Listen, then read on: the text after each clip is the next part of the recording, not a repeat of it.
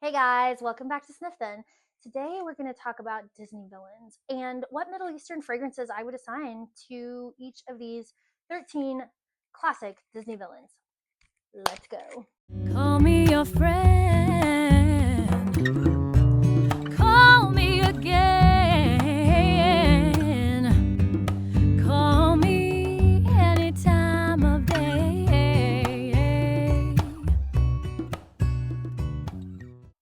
Call me a cheater, call me this, call me whatever, call me your friend, okay? Captain Hook gets I'm Sorry, Atlantis by Asdaaf, okay? We're starting off really poor, I know, but it smells good. It's pretty aquatic. You know, he's a ship captain. He's gonna smell like sea spray. I will defend this. It's got bergamot and lemon, sea salt and blue hyacinth, and base notes of cedar and musk. This is Captain Hook. Don't kill me. Okay, let's do something like legitimately. I had to get that out of the way. Okay, here we go. For Maleficent, this is Sleeping Beauty's nemesis. This is the Angelina Jolie of all Disney villains. Okay, I had to give her something smoky, something bitchy, something really exclusive, something like big bad kind of smelling. And so I immediately thought of Miraj Exclusif by French Avenue because this bottle is legit. Look how like gloriously gorgeous this is. Oh, I don't know if you can see it very well, but hopefully you can. I'm a bad YouTuber, guys. I'm just new. I don't know what I'm doing. So anyway, this is a warm, spicy fragrance. It has notes of cardamom, coffee, jasmine sambac, vanilla oud, and incense. And you can smell every single bit of it. This is an extraordinary smell. It is, a lot of people would say it's super feminine, but I really don't think so. I think this is quite unisex. I feel like it's definitely strong woman vibes, which is why I wanted to give this to Maleficent. Well, that and the incense note and the oud, because I think she would smell like this legitimately. It's a beautiful smell, but it's a strong woman, like boss bitch kind of smell. Love this.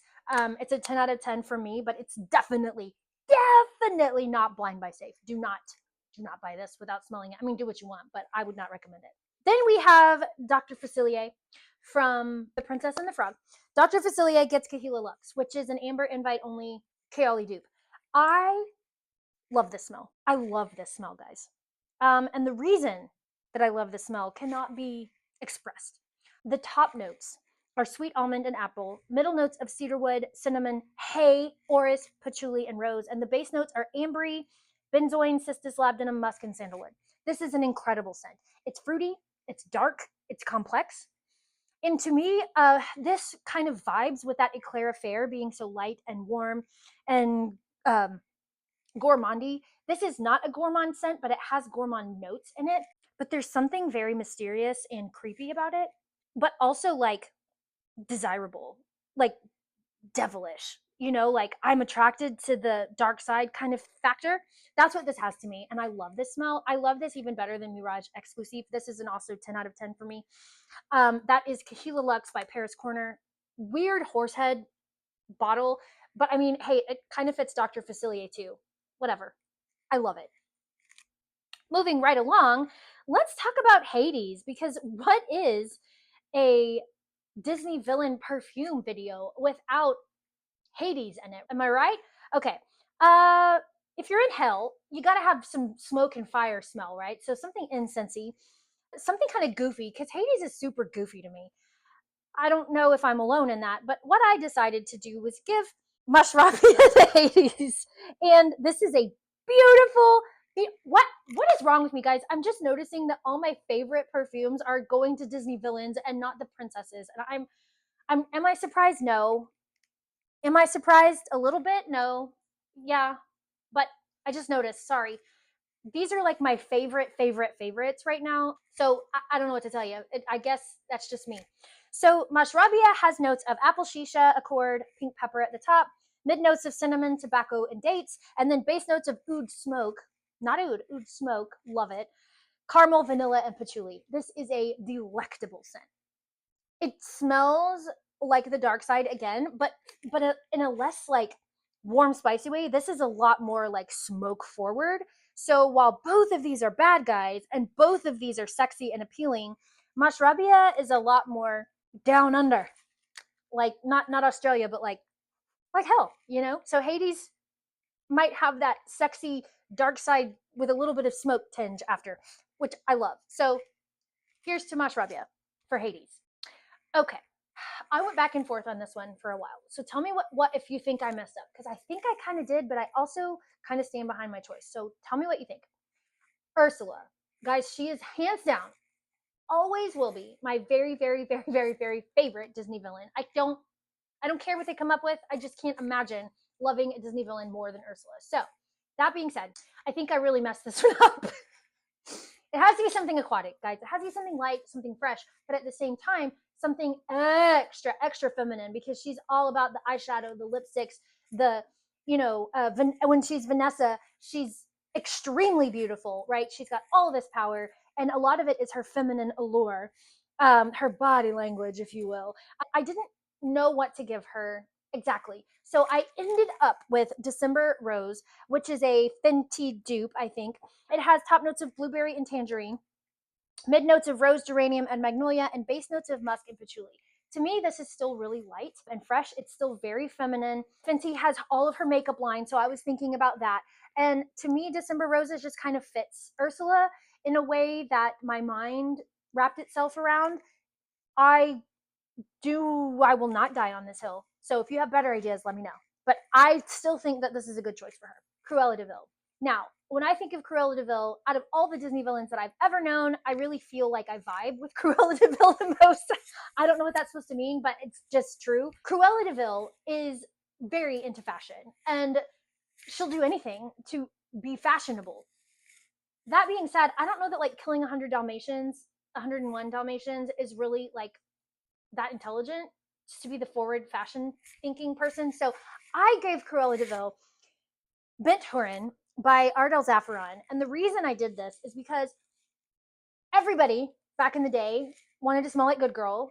And it was like the it girl that wanted to smell like Good Girl. But the it girl always thought that she was going to be special and get Good Girl. But every girl smelled like Good Girl at a point in time. And so to me, this is Cruella de Vil. It's very girly, it's very fashion, it's very it girl, but like there's lots of people around that smell like that. So ultimately it kind of like devalues the scent, if that makes sense. So this is what I went with. Jafar gets all Areeq gold. And the reason he gets all Areeq gold is because it's a very masculine scent. It's a very smoky scent, a very leathery amber scent. It's got top notes of black tea and saffron, mid notes of leather, suede, and incense, and base notes of vanilla, amberwood, and musk. This is All Areeq Gold by Lattafa. It is a stunning scent, very masculine, and also really super leathery and sweet.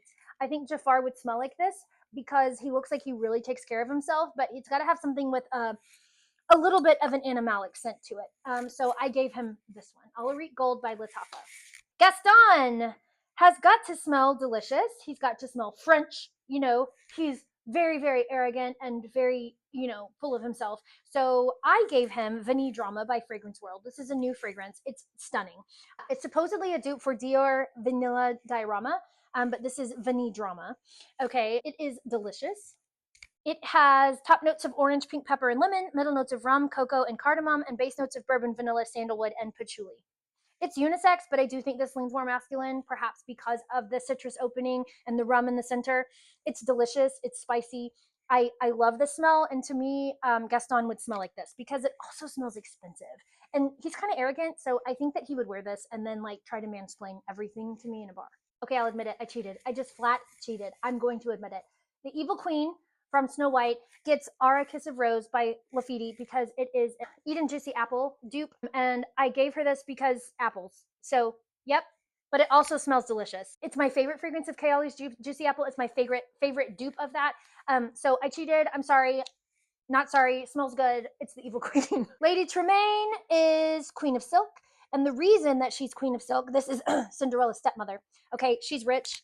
She's a bitch. She don't even care. She is a bad bitch boss, at least in her head. It's got top notes of citrus, saffron, and myrrh, middle notes of tuberose, orange flower, cypriol, and patchouli, base notes of amber, vanilla, musk, and cedarwood. It is delicious. It is delectable. It is delightful. If you want to smell like a bad bitch, this is it. Avant Silk, which is a Queen of Silk dupe by Creed. It is incredible. Maison Alhamabra, which is also a Lattafa brand. Lady Tremaine would smell like this. Then we have Mother Gothel, who is Rapunzel's evil witch mother type, right? She thinks it's her mom. This is Emaan by Lattafa. Gorgeous. Samin Sheikh says that this is an ancient vampire queen. I totally agree. It's super gothic, super dark. It has notes of orange blossom, bergamot, and blackcurrant in the top, mid notes of tuberose, jasmine, and marigold, and base notes of vanilla, musk, patchouli, and cedarwood. It is a bomb. It is delicious. I love this. It is not blind buy safe because it's super, super floral, super fruity, and I don't know that a whole lot of people would love it, but I sure do. Sure do. That's Mother Gothel because she's a witch, right?